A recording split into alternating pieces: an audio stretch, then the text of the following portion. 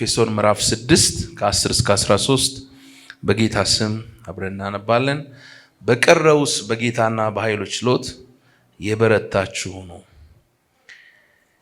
የዲያብሎስን ሽንገላ ተቃውሙ ዘንድ እንዲቻላችሁ የእግዚአብሔርን ዕቃ ጦር ሁሉ ልበሱ። መጋደላችን ከደምና ከሥጋ ጋር አይደለምና ከአለቆችና ከስልጣናት ጋር ከዚህም ከጨለማ ዓለም ገዢዎች ጋር በሰማያዊም ስፍራ ካለ ከክፋት መንፈሳዊ ሰራዊት ጋር ነው እንጂ። ስለዚህ በክፉ ቀን ለመቃወም ሁሉንም ፈጽማችሁ ለመቆም እንድትችሉ የእግዚአብሔርን ዕቃ ጦር ሁሉ አንሱ። አሜን። ለጌታ ቃል ክብር ሰጥተን እንቀመጣለን። ሃሌሉያ፣ ክብር ለእግዚአብሔር ይሁን። ዛሬ የማካፍላችሁ ሐሳብ የዲያብሎስን ሽንገላ ማፍረስ በሚል ነው። አሜን። እንግዲህ ሐዋርያው ጳውሎስ በኤፌሶን መልእክቱ የመጨረሻውን መልእክት ምዕራፍ ላይ ወደ መጨረሻው ሲመጣ የሚያስተላልፍላቸው በጣም አስፈላጊ የሆነ ጉዳይ ነው የሚያነሳው። እንግዲህ ይሄ ክፍል ሞር ጌታ ረድቶኝ በመጽሐፍም ስለወጣ በማይታየው ዓለም ድል መንሳት በሚለው መጽሐፌ ላይ በተለይ ሞር እንዴት ድል መንሳት እንደምንችል ከእግዚአብሔር ከተሰጠን ዕቃ ጦር አንጻርና የጠላትን ደግሞ እቅድ ተረድቶ ማፍረስ እንዴት እንደሚቻል ሞር ከመጽሐፉ ማንበብ ትችላላችሁ። ይህን ኢንክሬጅ አደርጋችኋለሁ። የዲያብሎስን ሽንገላ ማፍረስ በሚል በዚህ መልእክት ላይ 5 የሆኑ ነጥቦች እናገራለሁ። ከዛ በፊት ግን የጉዳዩን ጠቀሜታና ገጽታ መረዳት እንድንችል 3 ዋና ዋና ጥቅሞችን ለመመልከት እንሞክራለን። ይህንን መረዳት ለምን ይጠቅመናል የሚለውን ማለት ነው። ሐዋርያው ጳውሎስ እንግዲህ ለኤፌሶን ቤተክርስቲያን በእስር ቤት ሆኖ የጻፈው መልእክት ነው። ይሄ መልእክቱ ያው አክቹሊ የኤፌሶን መጽሐፍ ብዙ ዶክትሪናል ነገሮችን ስለሚያነሳ የቤተክርስቲያን ያለባትን ውጊያና ሰልፍ አውቃ እንድትዘጋጅ ቅዱሳን የሚገጥመንን ያለንበትን ሁኔታ ተረድተን ጠላትን እንድንገጥምና ድል እንድንነሳ እግዚአብሔር ያዘጋጀልንን መንገድ እና የሰጠንን የእግዚአብሔርን ብርቱ መሳሪያዎች ነው የሚዘረዝረው ማለት ነው። እኔ ግን ሞር ፎከስ አድርጌ መናገር የምፈልገው ሽንገላውን ማፍረስ በሚለው ላይ ነው። ክብር ለኢየሱስ ይሁን። አሜን። እስቲ የዲያብሎስን ሽንገላ አፈርሳለሁ በሉ። አሜን። ክብር ለኢየሱስ ይሁን። እንግዲህ የምንኖርበት ዓለም በወደቀው መልአክ ቁጥጥር ስር ያለ ዓለም ነው፣ መጽሐፍ ቅዱስ እንደሚነግረን ማለት ነው። ስለዚህ አዳም እና ሔዋን ከመጀመሪያው ዘፍጥረት ምዕራፍ 3 ውድቀት በኋላ ማለት ነው ከእግዚአብሔር ክብር ከወጡ በኋላ እግዚአብሔር የሰጣቸውን ክብር፣ እግዚአብሔር የሰጣቸውን ስልጣን ጥለው ስለወጡ መጽሐፍ ቅዱስ ሰው ለሚታዘው ለዛ ባሪያ ነው ስለሚል ለዲያብሎስ ባርነት ራሳቸውን ወይም ደግሞ የሰውን ዘር በሙሉ አሳልፈው እንደሰጡ መጽሐፍ ቅዱስ ያስተምረናል። እና ዛሬም እንግዲህ በክርስቶስ ያልሆነው ዓለም በሙሉ በዚህ በክፉ ግዛት ወይም ደግሞ ባርነት ውስጥ እንዳለ መጽሐፍ ቅዱስ ይነግረናል። እንግዲህ ጌታችንና መድኃኒታችን ኢየሱስ ክርስቶስ የመጣው የዲያብሎስን ስራ ለማፍረስ ነው። አሜን። የዲያብሎስን ስራ እንዲያፈርስ እግዚአብሔር ልጅ ምን አለ ይላል? ተገለጠ ይላል። ስለዚህ በክርስቶስ ኢየሱስ አርነትን አገኘን፣ ከባርነት ወጣን፣ ነፃነትን አገኘን፣ ልጅነትን አገኘን። ከጨለማ ወደሚደነቅ ብርሃኑ ጌታ እግዚአብሔር አሻግረን። አሜን። ክብር ለእግዚአብሔር ይሁን። አሜን። እንግዲህ የዲያብሎስን ስራ ማፍረስ የሚለውን ጉዳይ አንስተን ስንነጋገር ምን ነው የሚጠቅመን የሚለውን ትንሽ ጭብጥ ለማስያዝ ልሞክር። እንግዲህ ጠላትን መረዳት በጌታ የሆነን ሁላችን ከዛ ከጨለማው ዓለም አምልጠናል። ነገር ግን የምንኖረው በምድር ላይ ስለሆነ በዚህ ምድር ላይ ደግሞ የሚገዛው የዚህ ዓለም ገዢ ክርስቲያኖችን ይዋጋል። ይህንን በአዲስ ኪዳን ቅዱሳን መጽሐፍት ውስጥ በሰፊው የምናየው ነው ማለት ነው። ስለ ውጊያው ብዙ ለመናገር ጊዜ መውሰድ አልፈልግም። ሀሳቤ ላይ ብቻ ማተኮር ስለምፈልግ ማለት ነው። ስለዚህ ውጊያ ሰልፍ እንዳለብን አውቀን ስንዘጋጅ ወይም ደግሞ ሽንገላውን ለማፍረስ ስንነሳ የጠላት ሐሳብ በእኛ እንዳይፈጸም እንዲሁም ደግሞ ድላችን እንዲበዛ ይሆናል ማለት ነው። አንድ የሚታወቅ አባባል አለ። know your enemy and know yourself in 100 battles you will never be defeated ይላል አንድ ሰው። ጠላትህን እወቅ ራስህንም ደግሞ እወቅ። በመቶ ውጊያዎች ውስጥ ፈጽሞ ልትሸነፍ አትችልም። ስለዚህ ራሳችንን ማወቅ አለብን። ራሳችንን ስናውቅ፣ እግዚአብሔር የሰጠንን ስናውቅ፣ ብርታታችንን ስናውቅ፣ የጠላትንም ደግሞ ስልትና እቅድ ስናውቅ ከድካም እንድንወጣና ጠላትን ደግሞ እንድናጠቃ ስራው እንድናፈርስ እድል እናገኛለን ማለት ነው። አሜን።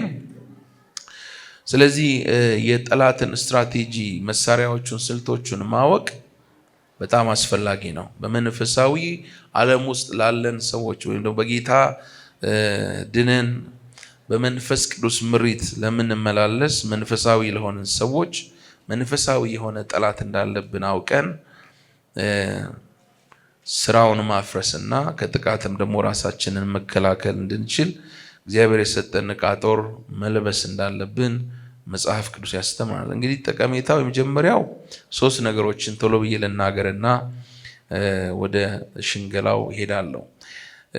የመጀመሪያው የገዥነት አስተሳሰብን ዴቨሎፕ ለማድረግ ወይም ለማዳበር ይረዳናል። መጽሐፍ ቅዱስ ምንም እንኳን በወደቀ ዓለም ውስጥ ብንኖርም ነገር ግን በበላይነት እንድንኖር ነው እግዚአብሔር የሚፈልገው። አሜን። የጠራን የበላይ ሆነ እንድንኖር ነው። ክብር ለእግዚአብሔር ይሁን። አሜን። በጠላት ኃይል ሁሉ ላይ ጌታ ኢየሱስ ምን ሰጥቶናል? ስልጣንን ሰጥቶናል። ስለዚህ በተሰጠን ስልጣን ጠላትን ድል እየነሳን እንድንኖር እግዚአብሔር ጠርቶናል። አሜን። መጽሐፍ ቅዱስ በዘዳግም 28 ቁጥር 14 ላይ እንደሚል ማለት ነው ራስ እንጂ ጅራት አያደርግህም፣ ሁልጊዜም በላይ እንጂ በታች አትሆንም ይላል። ክብር ለኢየሱስ ይሁን። እስቲ በታች አልሆንም በሎ። አሜን። የበላይ ተደርገናል። በወደደን በእርሱ ከአሸናፊዎች እንበልጣለን። በዚህ ሁሉ ሐዋርያው ጳውሎስ ዘረዘረና ረሃብን፣ ስደትን፣ ሰይፍን፣ መከራን ብዙ ነገሮችን ዘረዘረና በዚህ ሁሉ ግን አለ በወደደን በእርሱ ከአሸናፊዎች እንበልጣለን። እስቲ ይበልጣለሁ በሉ። ሃሌሉያ። ስለዚህ በጠላት ፍርሃት፣ በጠላት ስጋት ውስጥ ገብተን በፍርሃት እንዳንኖር እግዚአብሔር የፍርሃትን መንፈስ አልሰጠንም። አሜን። ራስን የመግዛት የኃይልን የፍቅርን እንጂ የፍርሃትን መንፈስ ምን አላረገንም? አልሰጠንም። ስለዚህ የተሰጠንን አውቀን እግዚአብሔር በሰጠን ስልጣንና የበላይነት እንድንመላለስ እግዚአብሔር ይፈልጋል። አሜን። ክብር ለእግዚአብሔር ይሁን። እስቲ ሰይጣን ተሸንፏል በሉ። ክብር ለእግዚአብሔር ይሁን። ቆላስይስ ምዕራፍ 2 ቁጥር 14 ላይ በእኛ ላይ የነበረውን የሚቃወመንን በትእዛዝ የተጻፈውን የዕዳ ጽሕፈት ደመሰሰው፣ እርሱንም በመስቀል ጠርቆ ከመንገድ አስወግዶታል ይላል። ቁጥር 15 ላይ እዛው ቆላስይስ ምዕራፍ 2 አለቅነትንና ስልጣንን ገፎ ድል በመንሳት በእርሱ እያዞራቸው በግልጥ አሳያቸው ይላል። ክብር ለኢየሱስ ይሁን። ስለዚህ ስልጣኑ የተገፈፈ ኃይሉ የተቀማ ጠላት ነው ያለው። እርግጥ የጨለማው ዓለም የወደቀው መልአክ በምድር ላይ የሚሰራበት ጊዜ አላበቃም። ራእይ ላይ እንደምናውቀው እንደምናነበው ምዕራፍ 20 ላይ ሰይጣን እንደሚታሰር እናነባለን። ከዛም ወደ ጥልቁ እንደሚጣል፣ ከዛ ደግሞ በመጨረሻ ደግሞ እንዲሁ ወደ እሳት ባህር ሰይጣንና መላእክቱ ወደ ተዘጋጀላቸው የእሳት ባህር እንደሚጣሉ እግዚአብሔር ቃል ይነግረናል። ጌታ ኢየሱስም በወንጌል ላይ ይህንን አስተምሮናል። ስለዚህ ዓለም ሳይፈጠር አያችሁ የወደቀው መልአክ ኦልሬዲ ለፍርድ እንደተዘጋጀ እና እንዲሁም ደግሞ ጌታ በመምጣቱ እና በመስቀል ስራ ይሄ ክፍልም እንደሚነግረን ሰይጣን ተፈርዶበታል። አሜን። ክብር ለኢየሱስ ይሁን። እንዲሁም ዕብራውያን ምዕራፍ 2 ቁጥር 14 እስከ 15 እንግዲህ ልጆቹ በስጋና በደም ስለሚካፈሉ እርሱ ደግሞ በሞት ላይ ስልጣን ያለውን በሞት እንዲሽር ይኸውም ዲያብሎስ ነው። በሕይወታቸውም ሁሉ ስለ ሞት ፍርሃት በባርነት የታሰሩ የነበሩትን ሁሉ ነፃ እንዲያወጣ በስጋና በደም እንዲሁ ተካፈለ ይላል። ክብር ለኢየሱስ ይሁን። በሞት ላይ ስልጣን ያለው ምን እንዲያደርግ? እንዲሽር። አሜን። ስለዚህ ምኑን ሽሮታል? ስልጣኑን ሽሯል። ሃሌሉያ። ኢየሱስ ክርስቶስ የእግዚአብሔር ልጅ ጌታ ነው። አሜን። ስለዚህ የሲኦልና የሞት ቁልፍ በማን እጅ ነው ያለው? ሕይወትና ትንሣኤ በሆነው አሜን በእግዚአብሔር ልጅ በኢየሱስ እጅ ነው ያለው። አሜን። ስለዚህ ስልጣን በሰማይና በምድር የማን ነው? የክርስቶስ ነው። ስልጣን ደግሞ ከኃይል ጋር ነው እንደምታውቁት አይደለም። ስለዚህ በእኛ ያለው የተሰጠን የእግዚአብሔር መንፈስ ነው። እሱ ደግሞ ከሁሉ ይበልጣል። አሜን። ክብር ለኢየሱስ ይሁን። ዛሬ ብዙ ቅዱሳን ኦሬዲ ዓለሙን የሚያስት ስለሆነ ዲያብሎስ ግን ብዙ ቅዱሳን በጠላት ሽንገላ ውስጥ ይኖራሉ። በጠላት ሽንገላ ውስጥ ይመላለሳሉ። እግዚአብሔር ለነሱ እንደማያስብ፣ እግዚአብሔር እንደማይወዳቸው፣ ግድ እንደማይላቸው ጠላት ይነግራቸዋል። ስለዚህ በመጽሐፍ ቅዱስ ውስጥ እግዚአብሔር የገለጸውን ፍቅር አንድያ ልጁን አሳልፎ በመስጠት ያሳየውን ፍቅር ከማመን ይልቅ እይታቸው በጠላት ሽንገላ ላይ ይሆናል። ስለዚህ የሌላቸውን ነገር እያሳየ የለህም፣ ይሄ እኮ ጎሎሃል፣ እቺ ነገር እኮ የለችም፣ እቺ ነገር እኮ ከሌላው ጋር ስትያይ አንተ ታንሳለህ፣ እንደዚህ ነህ እያለ ጠላት በሽንገላ ውስጥ ከቷቸው ሰዎች እግዚአብሔርን ከማመስገን ህይወት የራቀ ህይወት እንዲኖራቸው እንዲሁም ደግሞ በበታችነት ስሜት እንዲያዙና እግዚአብሔር ለነሱ እንደማያስብ ግድ እንደማይለው አድርገው ያስባሉ። ከዚህ የተነሳ ለእግዚአብሔር ያላቸውን ፍቅር የወረደ ይሆናል። አንድ ጊዜ አንድ ወንድም ባክ ያደረገ ወንድም አገኘውና በአንድ አጋጣሚ ባክ ያደረገበትን መንገድ ምክንያት ሲነግረኝ በጣም ብዙ የትንቢት መልእክቶችን ይሰማ እንደነበረ ነገረኝ። እና ይሄ ሁሉ የሰማሁት ለካ ውሸት ነው፣ በህይወት ያልሆነም አንድም እና ምን ሰራለሁ እኔ ለምን ነው ብዬ ነው አለ። እና የኔ ወንድም ይሄ ትልቅ ሽንገላ ውስጥ ነው ያለው አልኩት። የጠላት ሽንገላ ውስጥ ነው ያለው። ሲጀመር ጌታ ኢየሱስ ክርስቶስ የእግዚአብሔር ልጅ የዘላለም ህይወት ነው። አሜን።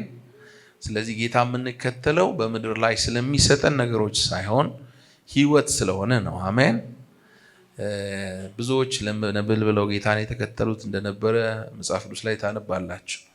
የሆነ ጥቅም ፈልገው ጌታ ጋር እንደመጡ ብዙዎች መጽሐፍ ቅዱስ ላይ እናነባለን። ነገር ግን ጌታ ህይወት እንደሆነ አውቀን እንድንከተለው ይፈልጋል። አሜን። የዘላለም ህይወት ነው፣ አማራጭ የሌለው ህይወት ነው። ክብር ለኢየሱስ ይሁን። ስለዚህ ከእግዚአብሔር ጋር ያለው ግንኙነት ያ ወንድም ትክክል አልነበረም ማለት ነው። ስለዚህ ከክርስቶስ ጋር ያለው ግንኙነቱ ትክክል ስላልሆነ ወይም በደንብ በጌታ የጸና ስላልሆነ አያችሁ ጠላት በብዙ ሽንገላ ከእግዚአብሔር ቤት እንዲወጣ አደረገው። ስለዚህ የጠላትን ሽንገላ ስናውቅ በበላይነት እንድንመላለስ እግዚአብሔር ይረዳናል ማለት ነው። አሜን። ክብር ለኢየሱስ ይሁን። ስለዚህ በዮሐንስ ወንጌል ምዕራፍ 16 ቁጥር 11 ላይ ስለ ፍርድ የዚህ ዓለም ገዢ ስለተፈረደበት ይላል። ምዕራፍ 12 ቁጥር 31 ላይ አሁን የዚህ ዓለም ፍርድ ደርሷል፣ አሁን የዚህ ዓለም ገዢ ወደ ውጭ ይጣላል ይላል። ስለዚህ ጌታ ኢየሱስ በመስቀል ስራው ጠላትን እንደጣለው እንመለከታለን። እስቲ ጩሁና ሰይጣን ተሸንፏል በሉ እስቲ። ኢየሱስ ጌታ ነው። ሃሌሉያ። ሰይጣን ግን ሰዎች ጋር ሲመጣ እንደተሸነፈ አይደለም፣ እንዳሸነፈ አማርጎ ነው ራሱ የሚቀርበው አይደል? ለዚህ ነው ሽንገላውን መረዳት ያለብን በእግዚአብሔር ቃል ማለት ነው። ሰይጣን ሁሉን ቻይ አይደለም። እርግጥ መልአክ ነው፣ የወደቀ መልአክ ነው። የመላእክት ደግሞ የራሳቸው ስልጣን ኃይል አላቸው። እግዚአብሔር ቶታሊ አላሰረው። ነገር ግን ስልጣኑን ለማን ሰጥቷል? ለኛ ሰጥቷል። አሜን። በጌታ ስም ሰይጣንን አጋንንትን ማዘዝ እንችላለን። መጽሐፍ ቅዱስ ላይ እንደምናነበው አጋንንት ስለተገዙላችሁ በዚህ ደስ አይበላችሁ፣ ስማችሁ በሰማይ ስለተጻፈ በዛ ደስ ይበላችሁ ብሎናል ጌታ በሉቃስ ወንጌል ምዕራፍ 10 ላይ እንደምንመለከተው። ስለዚህ በእግዚአብሔር በመታመን ማለት ነው የጠላትን ስራ ለማፍረስ ይረዳናል። ስለዚህ ጠላት የለህም ጎዶሎ ነው ሲልህ እግዚአብሔር እረኛዬ ነው የሚያሳጣኝ የለም ትለዋለህ ማለት ነው። አሜን። ጠላት ብዙ ነገር ሲሸነግ በለመለመ መስኪያ ያሳድረኛል፣ በዕረፍት ውኃ ዘንድ ይመራኛል ትለዋል።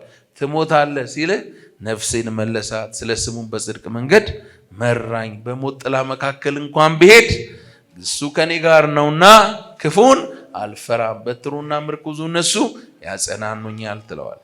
ስለዚህ ብቻህን እንዳልሆንክ ለጠላት ትነግረዋለህ ማለት ነው። በተኩላውና በእባቡ ላይ ትጫማለህ፣ አንበሳውንና ዘንዶውን ምን ታደርጋለህ? ትረግጣለህ ነው የተባለው። ኢየሱስ ጌታ ነው። ትረገጣለህ ሳይሆን ትረግጣለህ ነው። አንዳንዱ ክርስቲያን ትረገጣለህ የተባለ ነው የሚመስለው እና ፈርቶ ነው በቃ ያለው። ትረግጣለህ ነው የተባለው። አሜን። ክብር ለኢየሱስ ይሁን። እስቲ ረግጣለሁ በሉ። አሜን። በቃ እባቡንና ተኩላውን ትረግጣለህ፣ አንበሳውና ዘንዶውን ትጫማለህ፣ ትረግጣለህ። ክብር ለኢየሱስ ይሁን። የሰላም አምላክ ሰይጣንን ከእግራችሁ በታች ፈጥኖ ይቀጠቅጠዋል ይላል ሮሜ 16 ቁጥር 20። ስለዚህ ይቀጠቀጣል። እሱ ሊቀጠቅጥ፣ እኔ ደግሞ በበላይነት ልኖር፣ ልረግጠው፣ ልቀጠቅጠው ተጠርቻለሁ። ክብር ለኢየሱስ ይሁን። ጌታ ኢየሱስ ምን አለ? በጎቼን በእጄ ይዣለሁ አለ። ስለዚህ ከእጄ ሊነጥቃቸው የሚችል ማንም አሜን። ደግሞም የሰጠኝ አባቴ ከሁሉ ይበልጣል፣ ከአባቴ እጅ ሊነጥቃቸው ማንም አይችልም አለ። ክብር ለኢየሱስ ይሁን። አሜን። ስለዚህ የሚበልጥ ኃይል እኛ ጋር እንዳለ ስናውቅ በብርታት ድል በመንሳት በበላይነት እንመላለሳለን ማለት ነው። አሜን። ክብር ለኢየሱስ ይሁን። አንድ አገልጋይ ምን ሲመሰክር ሰማው። በጣም ሰልፉ በዛብኛል እና በብዙ ነገር ፈተና ሲበዛብኝ ጌታ ሆይ እኔ አልችልም እና በጣም እኮ የሚገጥመኝ እኮ ቻሌንጅ በጣም ትልቅ ነው፣ ኃይለኛ ነው ሰልፉ ምናምን ብዬ ስጸልይ አለ መንፈስ ቅዱስ አንድ ነገር አለኝ አለ። እኔ እኮ ለትንሽ ነገር አይደለም ካንተ ጋር የሆንኩት አለኝ አለ። አሜን። እኔ እኮ ካንተ ጋር የሆንኩት ለትንሽ ነገር አይደለም። ክብር ለእግዚአብሔር ይሁን። ስለዚህ ከፊት ለፊት ያለው ውጊያና ሰልፍ ይበዛል። እስካሁን ከመጣህበት ይልቅ ከፊት ለፊት ያለው ብዙ ነውና በርታ፣ ትጥቅህን አጥብቃለኝ አለ። ክብር ለኢየሱስ ይሁን። አሜን። ጌታ ከኛ ጋር ነው። አሜን። ስለዚህ ጌታ ኢየሱስ ቃል ይገባልን ይሄንን ነው። ያለ እርሱ ፍቃድ የጸጉራችን እንኳን አንዲቷ እንኳን ከጸጉራችን ምን አትልም አትጠፋም አለ። ክብር ለኢየሱስ ይሁን። አሜን። ያው እንደኛ ክብር ለኢየሱስ ይሁን። አንዲቷ እንኳን ምን አትልም አትጠፋም። ምን ያለች ነች? የጸጉራችሁ ብዛት እንኳን በእግዚአብሔር ዘንድ ምን ያለች ነች? የታወቀች ነች። ስለዚህ የቀረውም የታወቀ ነው። ፕሬዝ ጋድ። ስለዚህ እንዲሁ በከንቱ የሚወድቅ አንድ ጠጉር እንኳን የለም ነው ያለው ጌታ። ስለዚህ በመታገሳችሁ ነፍሳችሁን ታገኛላችሁ እንዳለው ጌታ በእግዚአብሔር ሐሳብ ውስጥ ስንቆይ መጠበቅ ይሆንልናል። አሜን። የራሳችን ጸጉር እንኳን ምን ያለ ነው? የተቆጠረ ነው። ስለዚህ ጠላት ተሸንፏል። አሜን። እስቲ ጩሁና ጠላቴ ተሸንፏል በሉ እስቲ። በደንብ ጠላት ተሸንፏል በሉ እስቲ። አሜን። ስለዚህ እንድንበረታ እግዚአብሔር ይፈልጋል። ስለዚህ በምስጋና በእምነት ተሞልተን ትጥቃችንን አጥብቀን ሽንገላውን ለማፍረስ መነሳት ይኖርብናል ማለት ነው። ቀኖቹ ክፎች ናቸው። ዘመኑን ምን አድርጉ ነው ያለው ጌታ? ዋጁ። አየ የሚጠብቅህ መልካም ነገር ክፉ ቀን እግዚአብሔር እንጂ መልካሙ አሜን። ክፉን እየገለበጠ መልካም እያደረገ የሚያሻግር እግዚአብሔር እንጂ የሚጠብቅህ ብዙ ጠላት አለ። አንዳንድ ክርስቲያኖች በደንብ እንድሰሙ ይፈልጋለሁ። ጠላት ሲሸነግላቸው ወይም ደግሞ የጠላትን ድምፅ አይለዩትም። አንዳንድ ጊዜ የጠላት ድምፅ የራሳቸው ይመስላቸዋል፣ የሰው ይመስላቸዋል፣ የእግዚአብሔርም ይመስላቸዋል። ጠላት ከልጅነት ጀምሮ ስለሚያውቅህ ስለሚከታተልህ ፓተርንህን፣ አሳሰብህን፣ ባህሪን ስለሚያውቅ አንዳንድ ጊዜ የራስህ ድምፅ በሚመስል ሁኔታ ነው የሚመጣው እና ያንን ድምፅ የራስህ እንድታረገው ይፈልጋል። እርግጥ የሰው ሐሳብ አለ። የዚህ የስጋ የወደቀ ስለሆነ በኃጢአት ገና ሙሉ ለሙሉ ታድሰን ስላላለቀን በአእምሯችን መታደስ እየታደሰ መሄድ አለብን እና ይሄ የወደቀው ማንነት ቶታሊ ወደ ፍጹምነት አልመጣም። ድነት በክርስቶስ አግኝተናል። ቅድስናው ግን በየዕለቱ በመንፈስ ቅዱስ እየተቀደስን እንሄዳለን። አንዴ ተቀድሰናል፣ እንደገና እንቀደሳለን። ፕሮግሬሲቭም ነው ቅድስና። አሜን። መንፈስ ቅዱስ እኛ ውስጥ ያለው እየቀደሰ ከክፉ እየጠበቀ ለዛን ቀን እኛን ሊያበቃን ነው። አሜን አሜን። እና አንዳንድ ጊዜ አትችልም፣ እንደዚህ ነው እኮ አንተ እኮ እንደዚህ ነህ ሲልህ የራስህ ነው የሚመስልህ። እውነት ነው ትላለህ ማለት ነው። ልክ ነው እኮ እኔ ምን አልልም፣ አልችልም። አንተ እኮ ከዚህ ማለፍ አትችልም ሲል እኔ እኮ ከዚህ ማለፍ አልችልም። እስቲ ከቤተሰብ ማን እዚህ ደረጃ ላይ ደረሰ? ይሄንን ትመኛለህ እንዴ? እኔ ልክ ነው እኮ እኔ ለራሴ ትላለህ ማለት ነው። አዚፍ እግዚአብሔር ላንተ ድልን፣ ከፍታን፣ በረከትን እንደማይፈልግ አድርጎ ሲነግርህ አሜን ብለህ ትቀበለዋል። እና ደግሞ የእግዚአብሔርን ድምፅ አስመስሎ አንዳንዴ ይሸነግልሃል። እግዚአብሔር እንዳታመሰግን ደስተኛ ሆነ እንድትኖር እግዚአብሔር እንደማይፈልግ ያንተን ሰክሰስ ያንተን ሻይን ማድረግ እግዚአብሔር እንደማይፈልግ አድርጎ ይነግርሃል። እውነት ነው። መንፈሳዊነት ይመስልህና የጌታ ድምፅ ይመስልህና የእግዚአብሔርን በረከት እንድትተላለፍ ያደርጋል። ስራው ይፍረስ። አሜን። መጽሐፍ ቅዱስ ቀኖቹን ዋጁ ሲል ዋጁ የሚልበት ቃል የግሪኩ ቃል ልክ በገበያ ግዢ እንደምናደርግ መልሳችሁ ግዙ እንደሚለው ነው። ስለዚህ የኛ የሆነውን መልሰን እንዋጃለን። አሜን። ክብር ለኢየሱስ ይሁን። ስለዚህ ቀኖቻችን ምን ማድረግ አለብን? መግዛት አለብን። አሜን። እስቲ ገዛለሁ በሉ። አሜን። የራስህ ማድረግ ማለት ነው። ኦፖርቹኒቲውን የራስህ ማድረግ፣ ቀኑን የራስህ ማድረግ። አሜን። ለእግዚአብሔር ክብር መልሰ መግዛት ማለት ነው።